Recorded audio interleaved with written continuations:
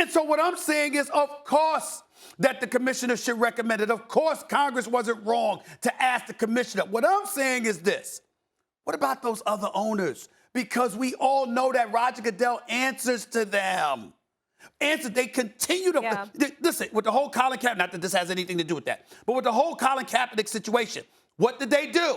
They ducked and weaved, and they put Roger Goodell out on Front Street for decisions that they were making. But he was the figurehead that had to represent the owners, okay? We've got a situation now because you dropped the ball on Ray Rice years ago, and now we got a situation involving Deshaun Watson. So you got to have an investigation. And then after that, there has to be a judge that you collectively bargained with the Players Association to have in place. And only then are you allowed to make the decision. So you got to wait for that. This situation comes up. You could have been dealt with Daniel Snyder harshly, or so we thought. And then Roger Goodell states, I do not have the power to get rid of an owner, which we all knew.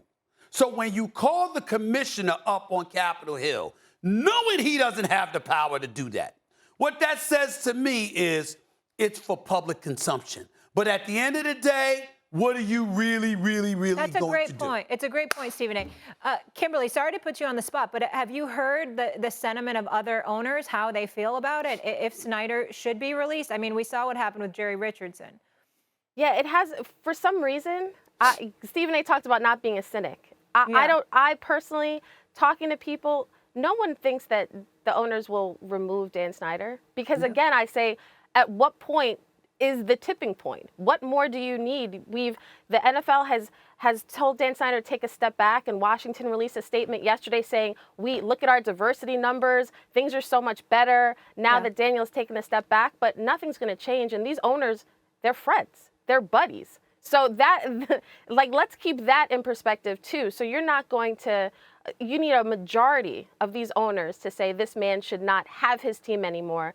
And once you start looking at Daniel Snyder, other people are going to start looking at other owners, and that puts them in a precarious situation as well. And exactly, she's absolutely correct. And in the interest of full disclosure, listen, I've been with Daniel Snyder in the past. I've enjoyed his company. I've had conversations with him. It's obviously before all of this stuff came out, because I certainly didn't know anything about that.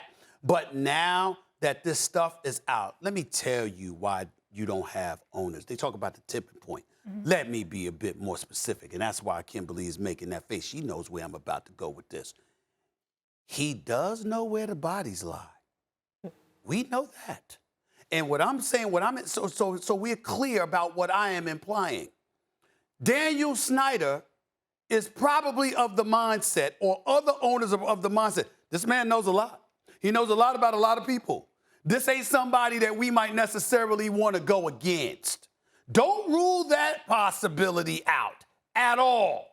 Daniel Snyder, as holding more weight than potentially tarnishing the shield with this particular instance. Yeah. Daniel Snyder is a very, very connected and influential individual who knows a lot of stuff about a lot of people.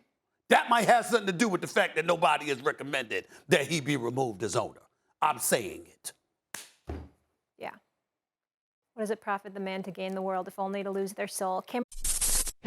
Thanks for watching ESPN on YouTube. For live streaming, sports, and premium content, subscribe to ESPN+.